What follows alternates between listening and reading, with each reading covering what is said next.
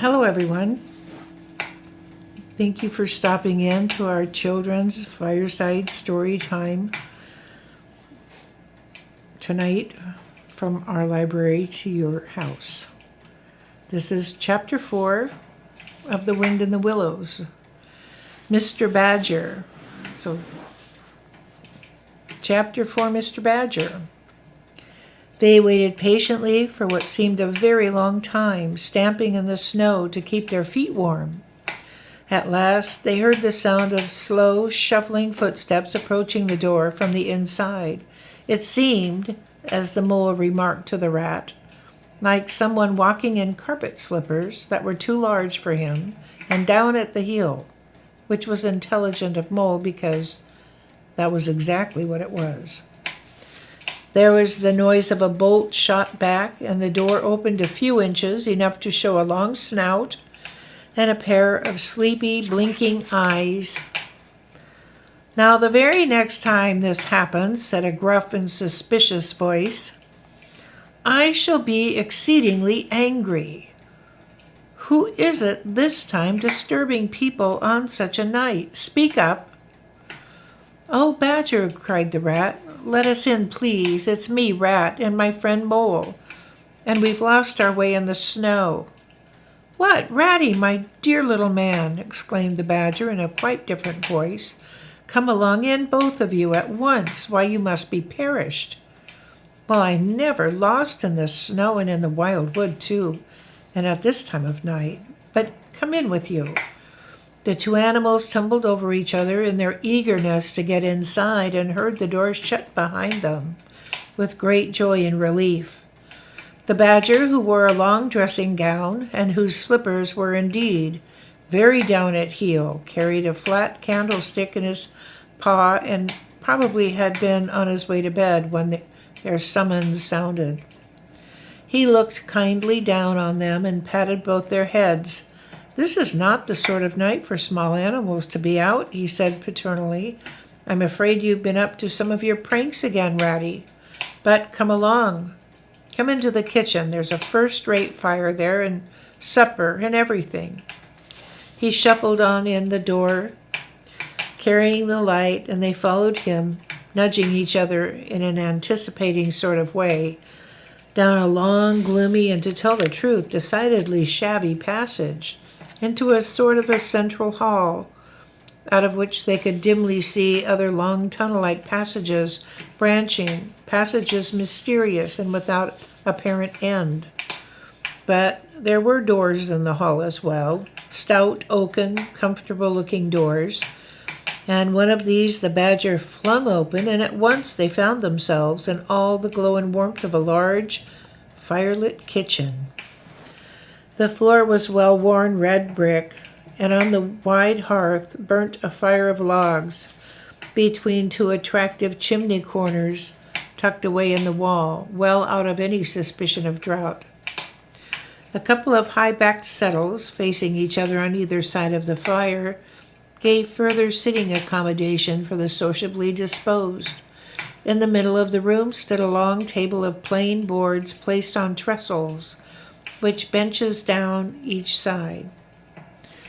At one end of it, where an armchair stood pushed back, were spread the remains of the Badger's plain but ample supper. Rows of spotless plates winked from the shelves of the dressers at the far end of the room, and from the rafters overhead hung hams, bundles of dried herbs, nets of onions, and baskets of eggs. It seemed a place where heroes could fitly feast after a victory, where weary harvesters could line up in scores along the tables and keep their harvest home with mirth and song, or where 2 or 3 friends of simple tastes could sit about as they pleased and eat and smoke and talk in comfort and contentment. The ruddy brick floor smiled up at the smoky ceiling. The oaken settles, shiny with long wear, exchanged cheerful glances with each other. Plates on the dresser grinned at pots and on the shelf, and the merry firelight flickered and played over everything without distinction. The kindly Badger thrust them down on a settle, to toast themselves at the fire and bade them remove their wet coats and boots. Then he fetched them dressing gowns and slippers, and himself bathed the mole's shin with warm water and mended the cut with sticking plaster till the whole thing was just as good as new, if not better. In the embracing light and warmth, warm and dry at last, with weary legs propped up in front of them, and a suggestive clink of plates being arranged on the table behind, it seemed to the storm-driven animals, now in safe anchorage, that the cold and trackless wild wood just left outside was miles and miles away, and they had all suffered in it a half-forgotten dream. When at last they were thoroughly toasted, the badger summoned them to the table where he had been busy laying a repast. They had felt pretty hungry before, but when they actually saw at last the supper that was spread before them, really, it seemed only a question of what they should attack first, where all was so attractive, and whether the other things would obligingly wait for them till they had time to give them attention. Conversation was impossible for a long time, and when it was slowly resumed, it was that regrettable sort of conversation that results from talking with your mouth full. The badger did not mind that sort of thing at all, nor did he take any notice of elbows on the table or everybody speaking at once, as he did not go into society himself. He had got an idea that these things belonged to the things that really didn't matter. We know, of course, that he was wrong and took too narrow a view, because they do matter very much, though it would take too long to explain why. He sat in his armchair at the head of the table and nodded gravely at intervals as the animals told their story, and he did not seem surprised or shocked at anything, and he never said, "I told you so," or "just what I always said," or remarked that they ought to have done so-and-so or ought not to have done something else. The mole began to feel very friendly toward him. When supper was really finished at last, and each animal felt that his skin was now as tight as was decently safe, and that by this time he didn't care a hang for anybody or anything, they gathered around the glowing embers of the great wood fire and thought how jolly it was to be sitting up so late and so independent and so full. And after that, they chatted for a time about things in general. The badger said heartily, "Now then, tell us the news from your part of the world. How'd old Toad going on?" "Oh, from bad to worse," said the rat gravely, while the mole, cocked up on a settle and basking in the firelight, his heels higher than his head, tried to look properly mournful.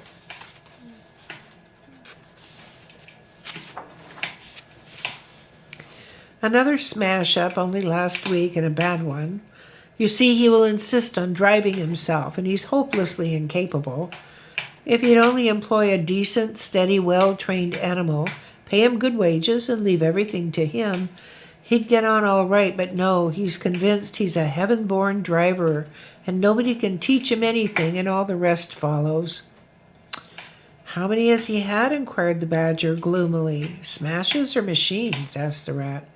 "Oh, well, after all, it's the same thing with Toad. This is the 7th, and as for the others, you know that coach house of his? Well, it's piled up, literally piled up to the roof, with fragments of motor cars, none of them bigger than your hat. And accounts for the other 6? So far they can be counted for." "He's been in the hospital 3 times, put in the mole. And as for the fines he's had to pay, it's simply awful to think of." "Yes, and that's part of the trouble," continued the rat. "Toad's rich, we all know, but he's not a millionaire, and he's a hopelessly bad driver and quite regardless of law and order. Killed or ruined, it's got to be one of the 2 things sooner or later. Badger, we're his friends. We oughtn't to do something?" The badger went through a bit of hard thinking. "Now look here," he said at last, rather severely. "Of course, you know I can't do anything now." His 2 friends assented, quite understanding his point. No animal, according to the rules of animal etiquette, is ever expected to do anything strenuous or heroic or even moderately active during the off-season of winter. All are sleepy, some actually sleep. All are weather-bound, more or less, and all are resting from arduous days and nights, during which every muscle in them has been severely tested and every energy kept at full stretch. Very well, then, continued the badger, but when once the year has really turned, and the nights are shorter, and halfway through them one rouses and feels fidgety and wanting to be up and doing by sunrise, if not before, you know. Both animals nodded gravely. They knew. Well, then, went on the badger, we, that is, you and me and our friend the mole here, will take Toad seriously in hand. We'll stand no nonsense, whatever. We'll bring him back to reason, by force if need be. We'll make him be a sensible toad. Well, you're asleep, Rat. Not me, said the rat, waking up with a jerk. He's been asleep 2 or 3 times since supper, said the mole, laughing. He himself was quite wakeful and even lively, though he didn't know why. The reason was, of course, that he, being naturally an underground animal by birth and breeding, the situation of Badger's house exactly suited him and made him feel at home, while the rat, who slept every night in a bedroom, the windows of which opened on a breezy river, naturally felt the atmosphere still and oppressive. Well, it's time we were all in bed, said the badger, getting up and fetching flat candlesticks. Come along, you two, and I'll show you your quarters. And take your time tomorrow morning. Breakfast at any hour you please. He conducted the 2 animals to a long room that seemed half bedchamber and half loft. The badger's winter stores, which indeed were visible everywhere, took up half the room, piles of apples, turnips, and potatoes, baskets full of nuts, and jars of honey. But the 2 little white beds on the remainder of the floor looked soft and inviting, and the linen on them, though coarse, was clean and smelt beautifully of lavender. And Mole and the water rat, shaking off their garments in some 30 seconds, tumbled in between the sheets in great joy and contentment. In accordance with the kindly badger's injunctions, the 2 tired animals came down to breakfast very late the next morning and found a bright fire burning in the kitchen and 2 young hedgehogs sitting on a bench at the table, eating oatmeal porridge out of wooden bowls. The hedgehogs dropped their spoon, rose to their feet, and ducked their heads respectfully as the 2 entered. There, sit down, said the rat pleasantly, and go on with your porridge. Where have you youngsters come from? You lost your way in the snow, I suppose. Yes, please, sir, said the elder of the 2 hedgehogs respectfully.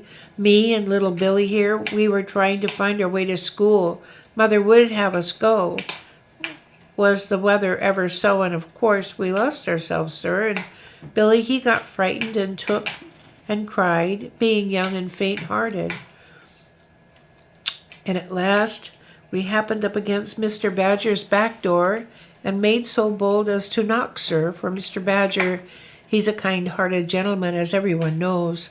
I understand, said the rat, cutting himself some rashers from a side of bacon, while the mole dropped some eggs into a saucepan. And what's the weather like outside? You needn't sir me quite so much, he added. Oh, terrible bad, sir. Terrible deep the snow is, said the hedgehog. No getting out for the likes of you gentlemen today. Where's the badger? Inquired the mole as he warmed the coffee pot before the fire. The master's gone into his study, sir, replied the hedgehog, and he said as how he was going to be particularly busy this morning, and on no account was he to be disturbed. This explanation, of course, was thoroughly understood by everyone present. The fact is, as already set forth, when you live a life of intense activity for 6 months in the year, and of comparative or actual somnolence for the other 6, during the latter period you cannot be continually pleading sleepiness when there are people about or things to be done. The excuse gets monotonous.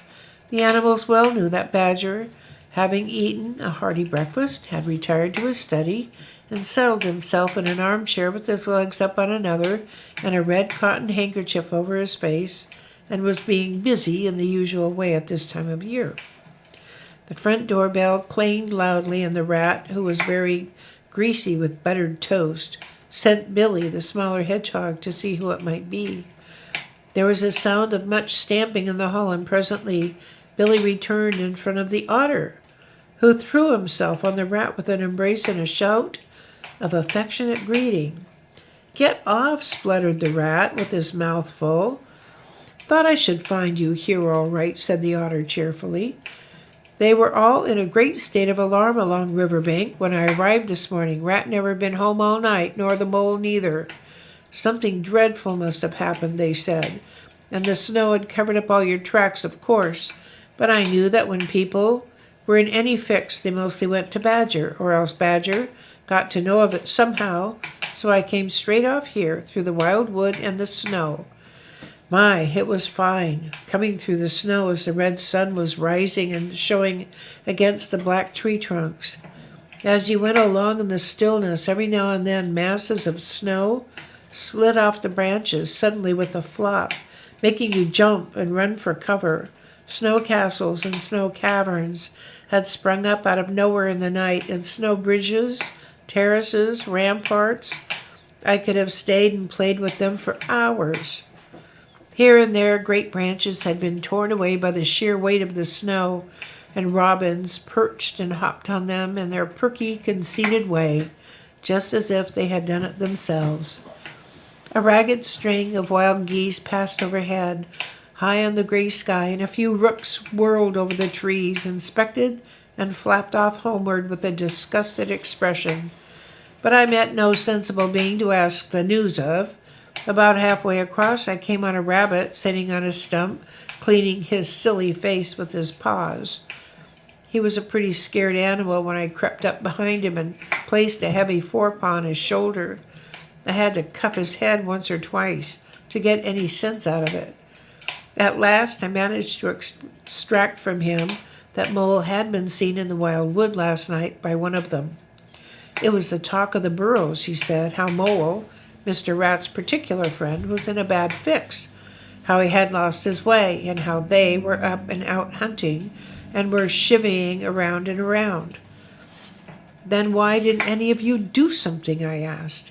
"You mayn't be blessed with brains, but there are hundreds and hundreds of you, big stout fellows, as fat as butter, and your burrows running in all directions, and you could have taken him in and made him safe and comfortable, or tried to at all events." "What's us?" he merely said. "Do something, us, rabbits?" So I cuffed him again and left him. There was nothing else to be done. At any rate, I had learnt something, and if I had had the luck to meet any of them, I'd have learnt something more, or they would. "Weren't you at all nervous?" asked the mole, some of yesterday's terror coming back to him at the mention of the wild wood. "Nervous?" The otter showed a gleaming set of strong white teeth as he laughed. "I'd give 'em nerves if any of 'em tried anything on with me. Here, Mole, fry me some slices of ham like the good little chap you are. I'm frightfully hungry, and I've got any amount to say to Ratty here. Haven't seen him for an age." So the good-natured mole, having cut some slices of ham, set the hedgehogs to fry it, and returned to his own breakfast, while the otter and the rat, their heads together, eagerly talked river shop, which is long shop, and talk that is endless, running on like the babbling river itself. A plate of fried ham had just been cleared and set back for more, when the badger entered, yawning and rubbing his eyes and greeting them all with his quiet, simple way, with kind inquiries for everyone. "It must be getting on for luncheon time," he remarked to the otter. "Better stop and have it with us. You must be hungry this cold morning." "Rather," replied the otter, winking at the mole. "The sight of these greedy young hedgehogs stuffing themselves with fried ham makes me feel positively famished." The hedgehogs, who were just beginning to feel hungry again after their porridge and after working so hard at their frying, looked timidly up at Mr. Badger, but were too shy to say anything. Here, you two youngsters, be off home to your mother, said the badger kindly. I'll send someone with you to show you the way. You won't want any dinner today, I'll be bound. He gave them 6 pence apiece and a pat on the head. They went off with much respectful swinging of caps and touching of forelocks. Presently they all sat down to luncheon together. The mole found himself placed next to Mr. Badger, and as the other two were still deep in river gossip from which nothing could divert them, he took the opportunity to tell Badger how comfortable and homelike it felt to him. Once well underground, he said, you know exactly where you are. Nothing can happen to you and nothing can get to you. You're entirely your own master, and you don't have to consult anybody or mind what they say. Things go on all the same overhead, and you let them and don't bother about them. When you want to, you go up, and there are things waiting for you. The badger simply beamed on him. That's exactly what I say, he replied. There's no security or peace or tranquility except underground. And then if your ideas get larger and you want to expand, why, a dig and a scrape, and there you are. If you feel your house is a bit too big, you stop up a hole or two, and there you are again. No builders, no tradesmen, no remarks passed on you by fellows looking over your wall, and above all, no weather. Look at Rat now, a couple of feet of flood water, and he's got to move into hired lodgings, uncomfortable, inconveniently situated, and horribly expensive. Take Toad. I say nothing against Toad. Quite the best house in these parts as a house. But suppose a fire breaks out. Where's Toad? Supposing tiles are blown off, or a wall sink, or a crack, or windows get broken, where's Toad? Supposing the rooms are draughty. I hate a draught myself. Where's Toad? No, up and out of doors is good enough to roam about and get one's living in, but underground to come back to at last, that's my idea of home.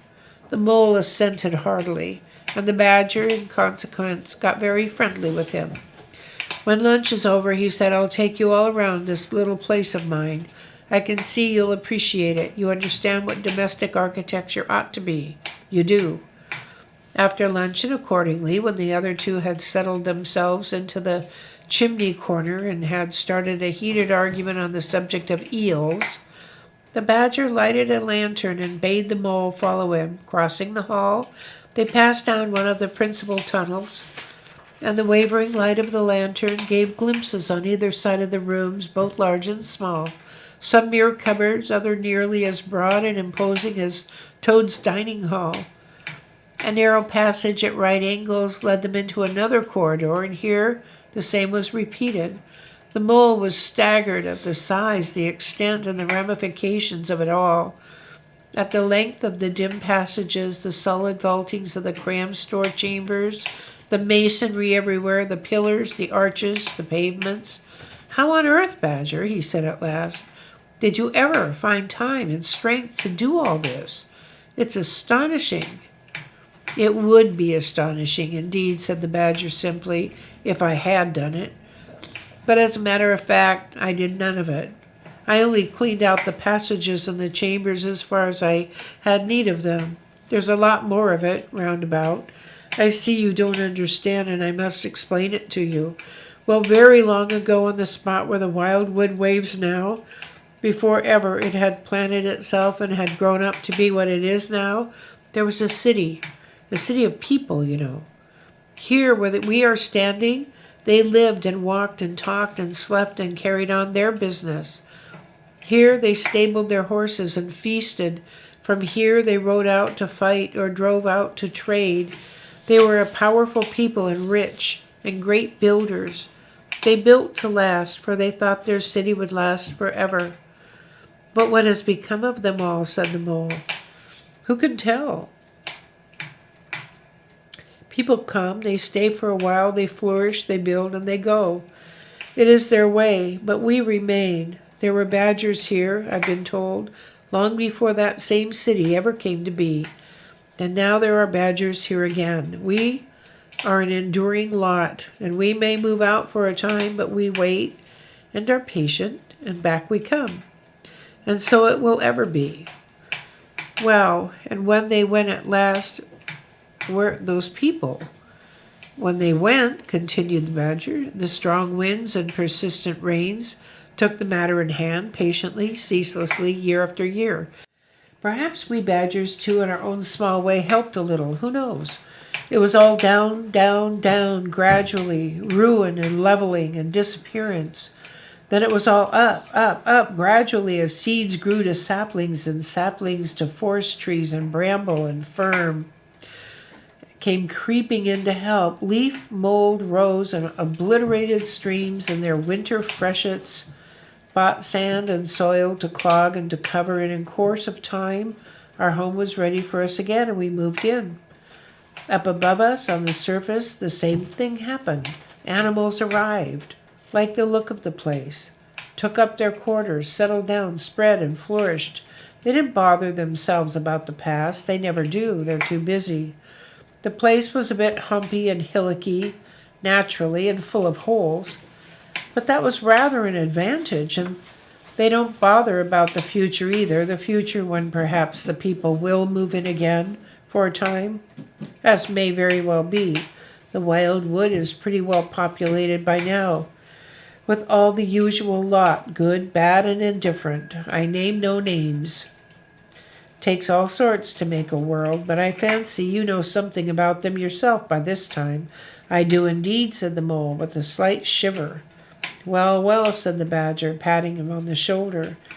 It was your first experience of them, you see. They're not so bad, really, and we must all live and let live. But I'll pass the word round tomorrow, and I think you'll have no further trouble. Any friend of mine walks where he likes in this country, or I'll know the reason why.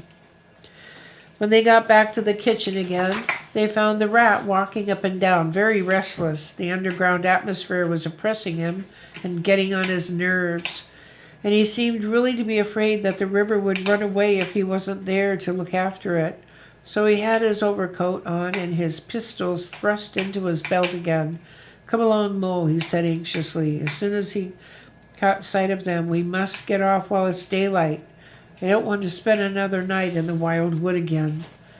It'll be all right, my fine fellow, said the otter. I'm coming along with you, and I know every path blindfold. If there's a head that needs to be punched, you can confidently rely on me to punch it.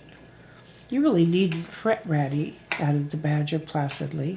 My passages run further than you think, and I bolt holes to the edge of the wood in several directions, though I don't care for everybody to know about them. When you really have to go, you shall leave by one of them my shortcuts. Meantime, make yourself easy and sit down again. The rat was, nevertheless, still anxious to be off and attend to his river, so the badger, taking his lantern up again, led the way to a long, damp, and airless tunnel that wound and dipped, part vaulted, part hewn through solid rock for a weary distance that seemed to be miles. At last, daylight began to show itself confusedly through tangled growth overhanging the mouth of the passage, and the badger, bidding them a hasty goodbye, pushed them hurriedly through the opening, made everything look as natural as possible again, with creepers, brushwood, and dead leaves, and retreated. They found themselves standing on the very edge of the wild wood, rocks and brambles and tree roots behind them, confusedly heaped and tangled in front of a great space of quiet fields, hemmed by lines of hedges, black on the snow, and far ahead a glint of that familiar old river, while the wintry sun hung red and low on the horizon. The otters, knowing all the paths, took charge of the party, and they trailed out on a beeline for a distant stile. Pausing there a moment and looking back, they saw the whole mass of the wild wood, dense, menacing, compact, grimly set in vast white surroundings. Simultaneously they turned and made swiftly for home, for a firelight and the familiar things it played on, for the voice sounding cheerily outside their window of the river that they knew and trusted in all its moods, that never made them afraid with any amazement. As he hurried along, eagerly anticipating the moment when he would be at home again, among the things he knew and liked.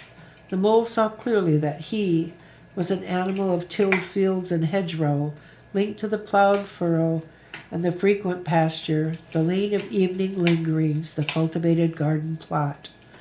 For others, the asperities, the stubborn endurance, and the clash of actual conflict that went with nature in the rough.